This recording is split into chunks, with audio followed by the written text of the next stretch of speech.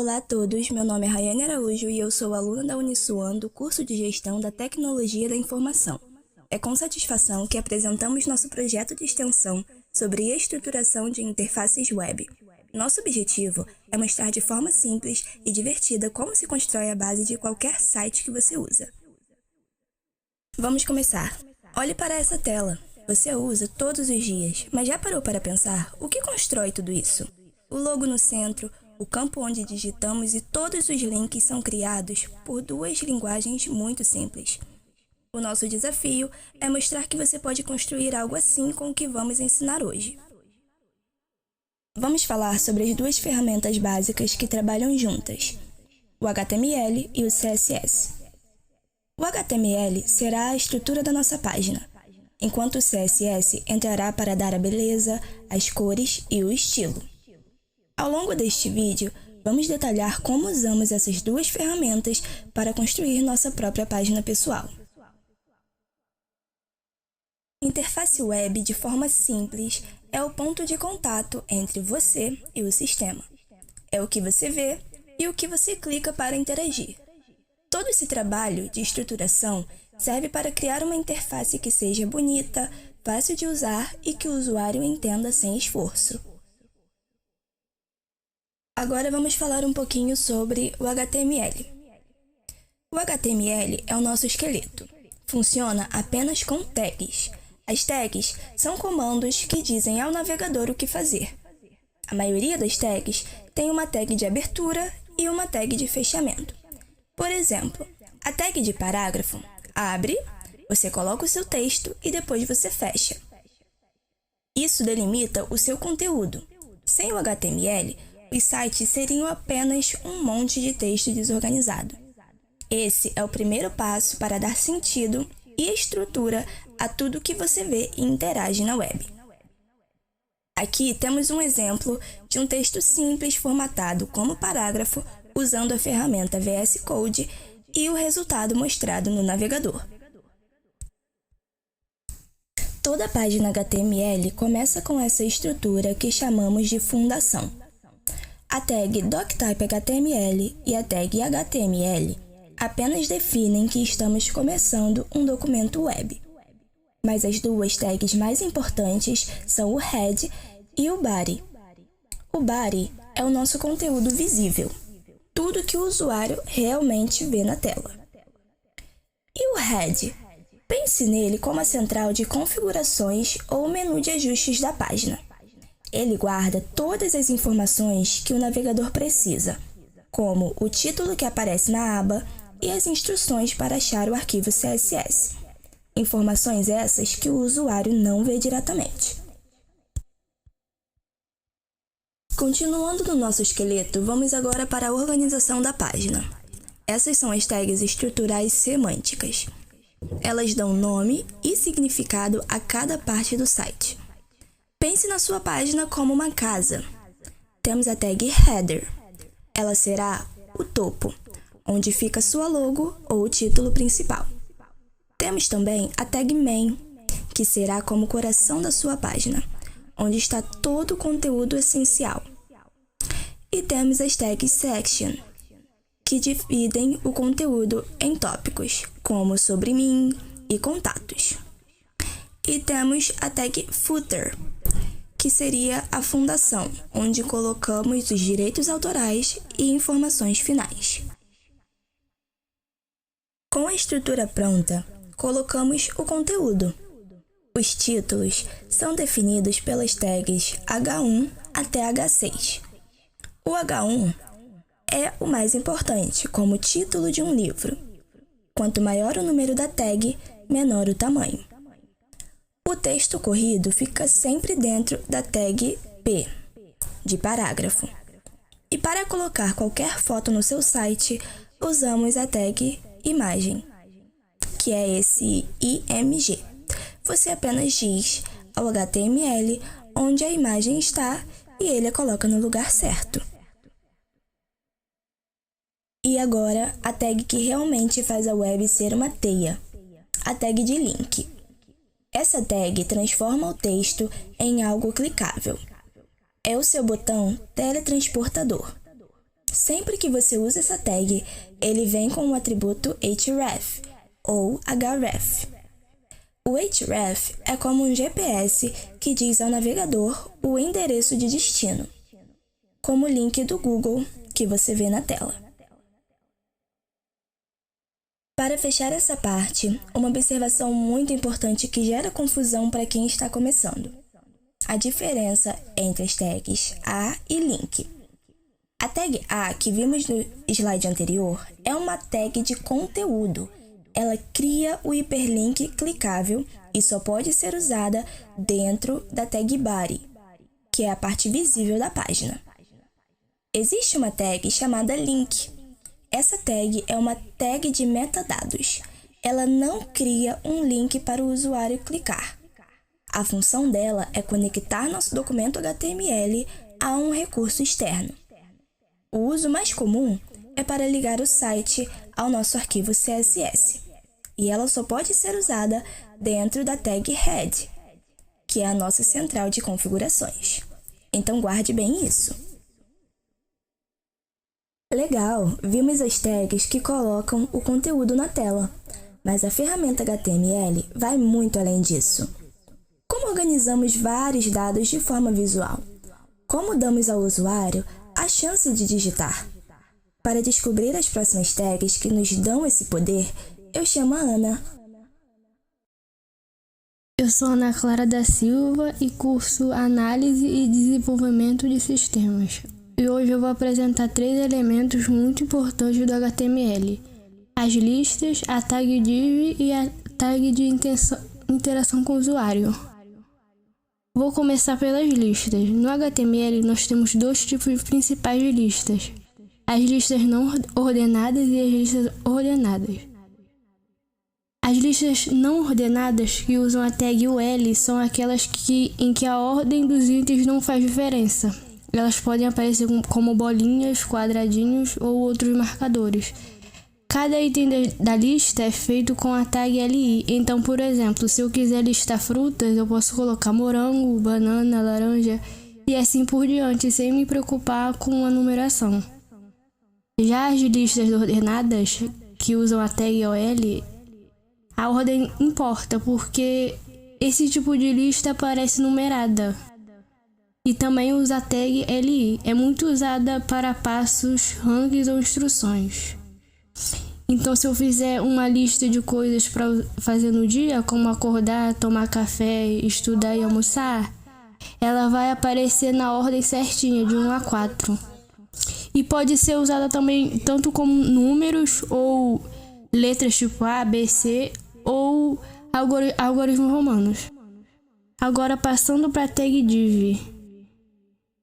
A div é como se fosse uma caixa invisível usada para agrupar elementos na página. Ela não tem significado próprio, mas é muito útil para organizar o layout ou aplicar estilos com CSS. Por exemplo, eu posso colocar um texto e uma lista dentro de uma div com fundo vermelho e outra div com fundo azul. Isso ajuda a separar visualmente diferentes partes da página. Mas é bom lembrar que, quando possível, é melhor usar as tags mais específicas, como section ou header, porque isso deixa o código mais organizado e mais fácil de entender. E por fim, vamos falar das tags de interação, que são muito usadas em formulários: a tag input e a tag button. A tag input cria campos onde o usuário pode digitar ou selecionar informações. O comportamento dela muda de acordo com o atributo type. Por exemplo, type test cria um campo de texto normal. Type password esconde o que está sendo digitado. Por exemplo, que nem quando a gente vai digitar uma senha e aparece bolinhas ou asteriscos. O type checkbox cria uma caixa de seleção. Também podemos usar atributos como placeholder, que é aquele texto que aparece dentro do campo antes de o usuário digitar.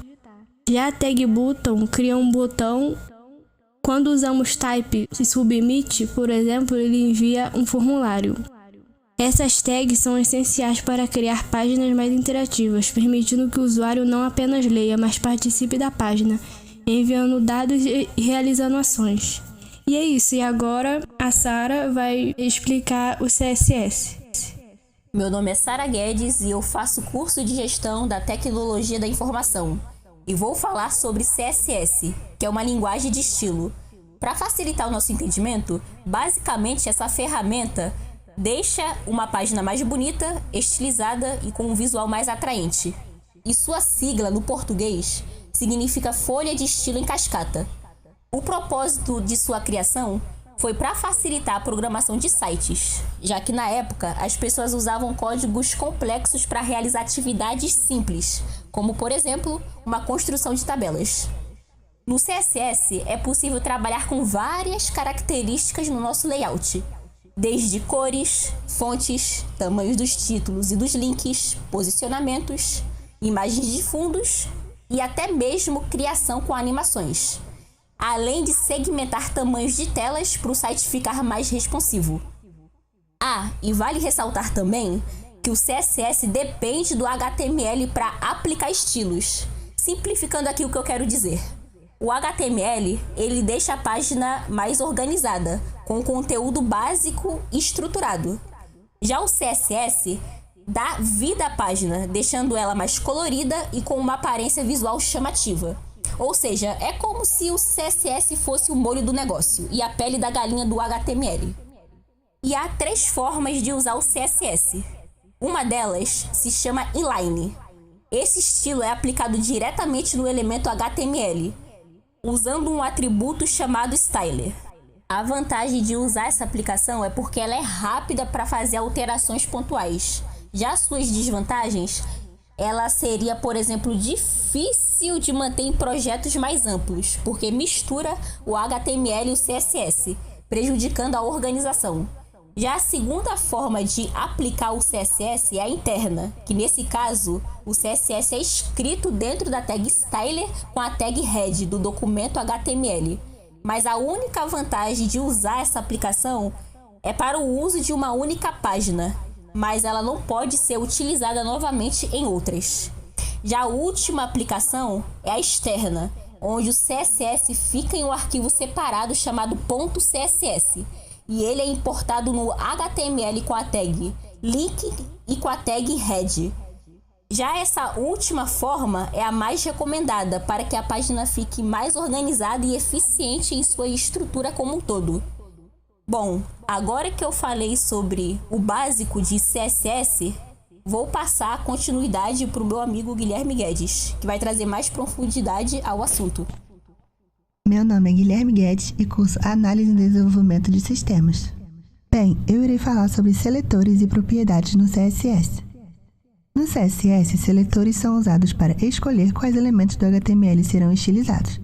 Por exemplo, podemos selecionar uma tag P, uma classe, abre parêntese, ponto, botão, fecha parêntese, ou um ID, abre parêntese, hashtag, título, fecha parêntese. Eles dizem quem será modificado. Já as propriedades são as características visuais que vamos alterar nesses elementos.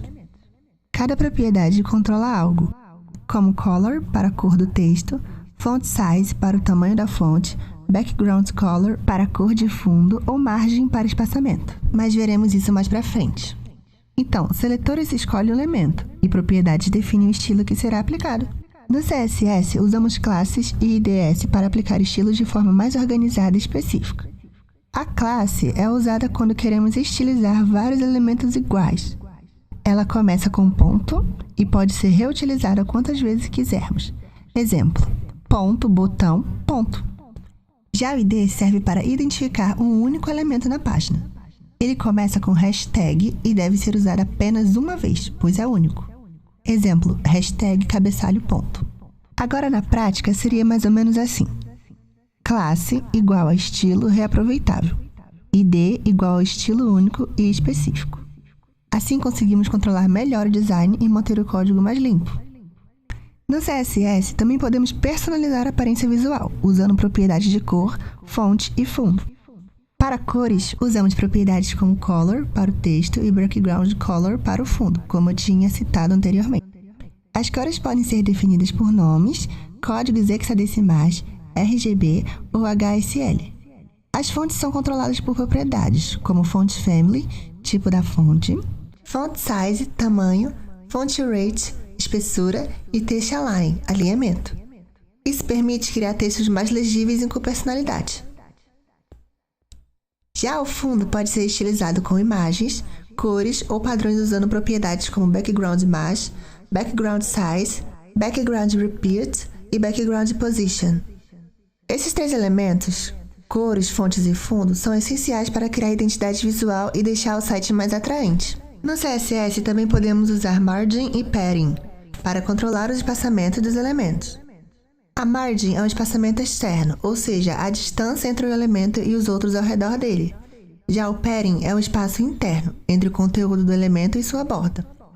Resumindo, padding é o espaço para dentro e margin é o espaço para fora. Esses 2 recursos ajudam a organizar melhor o layout, evitando que os elementos fiquem grudados e deixando a página mais limpa e agradável. E para finalizar, encerraremos com o layout moderno com Flexbox. O Flexbox é uma forma moderna de organizar o layout no CSS. Ele facilita alinhar, distribuir e ajustar os elementos de maneira responsiva, sem precisar de códigos complicados. Quando ativamos o Flexbox com display, Flex, o container passa a controlar automaticamente o posicionamento dos itens. Podemos alinhar elementos horizontal ou verticalmente, centralizar com facilidade e definir espaços inteligentes. Propriedades como Justify Content, Align Items e Flex Direction ajudam a criar layouts mais fluidos e adaptáveis para diferentes telas. E com isso, chegamos ao fim do nosso projeto de extensão sobre estruturação de páginas web. Esperamos que tenham gostado da jornada e assistido até aqui. Deixaremos nessa parte do vídeo as páginas de perfil que cada um de nós individualmente criou como prova prática de tudo que foi ensinado. E desafiamos você a tentar construir a sua própria página com tudo que aprendeu aqui, começando hoje a usar o seu novo conhecimento para construir a sua próxima ideia na web. Obrigado por assistir e nos vemos no próximo código.